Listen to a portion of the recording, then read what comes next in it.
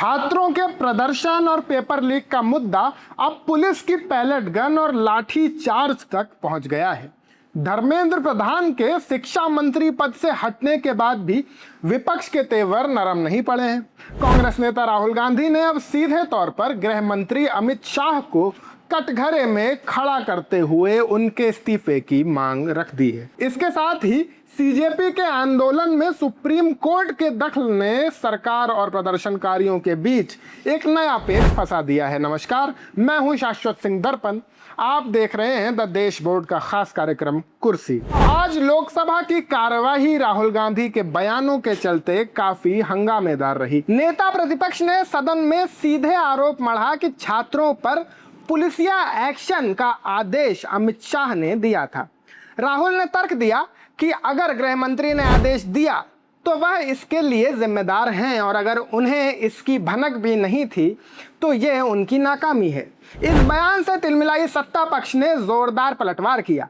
किरण रिजिजू ने और संबित पात्रा जैसे नेताओं ने गोली या पैलेट गन चलने की बात को सिरे से नकारते हुए विपक्ष पर झूठ फैलाने का आरोप लगाया और राहुल गांधी से सदन में माफी मांगने को कहा। इसी भारी शोरगुल के बीच संसद से एंटी पेपर लीक बिल पारित हो गया। उधर सड़क पर चल रहे कॉकरोच जनता पार्टी यानी सीजेपी के आंदोलन की कहानी सुप्रीम कोर्ट के एक आदेश से पूरी तरह पलट गई है। 25 जुलाई को केंद्र ने सभी प्रदर्शनकारी छात्रों से मुकदमे वापस लेने का वादा किया था, लेकिन 28 जुलाई को सीजेआई सूर्यकांत की अदालत ने कहा कि केवल उन नाबालिग छात्रों को ही रिहा किया जाएगा जिनकी कोई आपराधिक इतिहास नहीं मिलता है। इस फैसले पर सीजेपी ने कड़ी आपत्ति जताई है। संगठन के प्रवक्ता सौरभ दास ने चेतावनी दी है कि अगर सरकार ने बिना किसी शर्त के सभी केस वापस नहीं लिए तो वे दोबारा उग्र प्रदर्शन करने को मजबूर होंगे।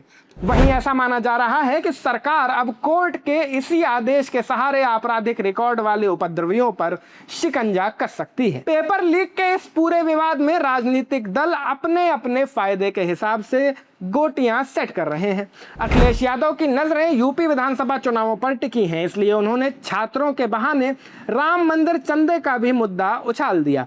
दूसरी तरफ पंजाब में कांग्रेस नेता राजा वड़िंग और चरणजीत सिंह चन्नी 454 फार्मेसी पदों की भर्ती परीक्षा में गड़बड़ी को लेकर भगवंत मान की आम आदमी पार्टी सरकार पर हमला लगातार कर रहे हैं। हालांकि यही कांग्रेस झारखंड में चुप्पी साधे हुई है, जहां उसकी सहयोगी जेएमएम सरकार के खिलाफ बीजेपी ने पेपर लीक को लेकर मोर्चा खोल रखा है और समर्थन वापसी का दबाव बना रही है। इन राष्ट्रीय मुद्दों के बीच बिहार की बांकीपुर विधानसभा सीट का उपचुनाव भी दिलचस्प हो गया है। 30 जुलाई को होने वाले इस चुनाव में पहली बार चुनावी रणनीतिकार प्रशांत किशोर की पार्टी मैदान में है। पिछले 3 दशकों से इस सीट पर काबिज बीजेपी इस बार कोई रिस्क नहीं लेना चाहती। यही वजह है कि पीके फैक्टर से घबराए बीजेपी के राष्ट्रीय अध्यक्ष नितिन नवीन और संसद के मॉनसून सत्र छोड़कर पटना में ही बूथ मैनेजमेंट के लिए डेरा डाले हुए हैं। दिन की अन्य बड़ी खबरों की बात करें तो मध्य प्रदेश में किसानों ने मूंग की 100% एमएसपी पर खरीद की मांग को लेकर भोपाल में बड़ा विरोध प्रदर्शन किया है। कृषि मंत्री शिवराज सिंह चौहान के आवास के घेराव की चेतावनी के बाद राज्य सरकार ने आनन फानन में मंत्रियों का एक समूह बनाकर किसानों से बातचीत शुरू कर दी है।